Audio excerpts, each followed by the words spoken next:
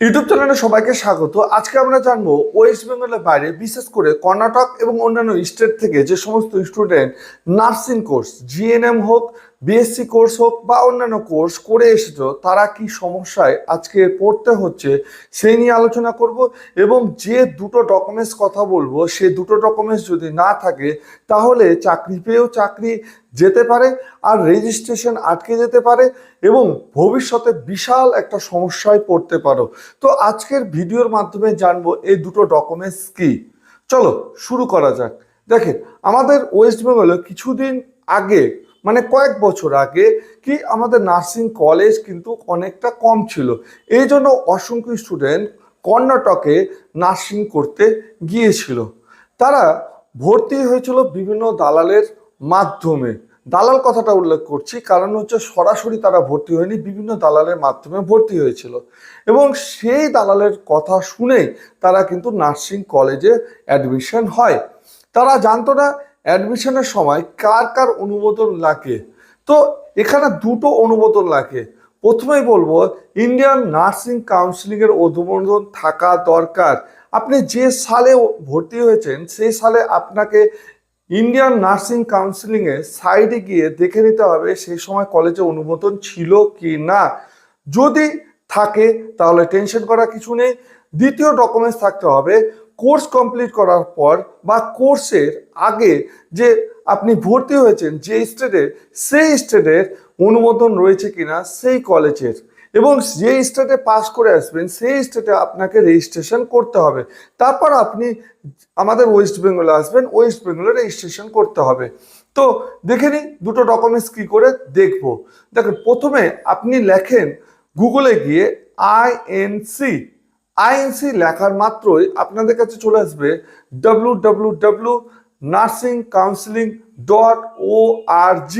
নিচে স্ক্রিনে দেখতে পাচ্ছেন, সেখানে টাচ করেন। টাচ করার পর আপনি দেখেন তিনটে দাগ রয়েছে সাইডে। তো সাইডে তিনটে দাগে ক্লিক করেন। দেখেন ওখানে ইনস্টিটিউট লেখা রয়েছে, সেখানে ক্লিক করেন।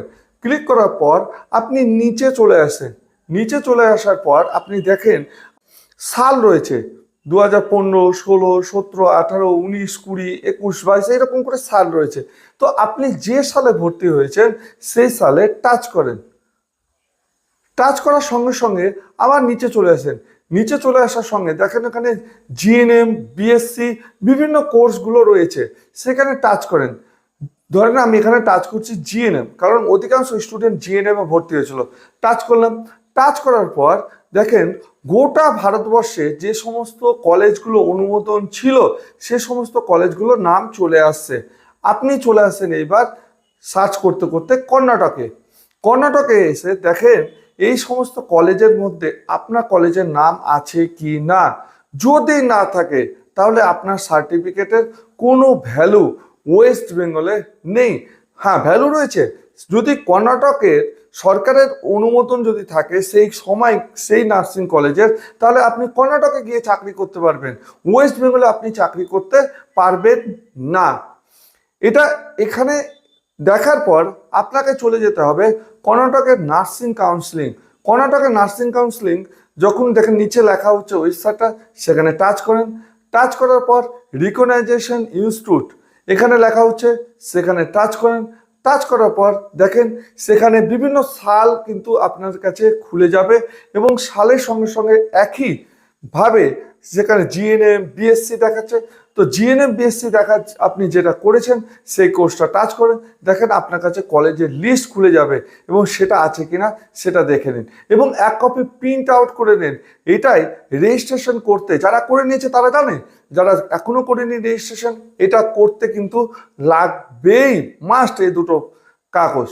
তো যাদের নেই তাদের কোনো এখানে সমাধান করার কোনো স্কোপ নেই, তাদের সার্টিফিকেট কোনো ভ্যালু নেই। তারা একটা কাগজের টুকরো। তারা বিভিন্ন দালালের খপ্পরে পড়ে তারা সর্বস্ব 2 লাখ 3 লাখ টাকা নষ্ট করে বাড়ি চলে এসেছে। কিন্তু যাদের আছে তাদের কোনো চিন্তা করার কিছু নেই, তারা ওয়েস্ট বেঙ্গলে রেজিস্ট্রেশন হবে এবং তারা গভর্নমেন্টের জব কম্পিটিশন পরীক্ষায় যদি টিকে তাহলে পাবে। ভিডিওটা ভালো লাগলে লাইক এবং সাবস্ক্রাইব করতে ভুলবে না। ভালো থেকো, সুস্থ থেকো।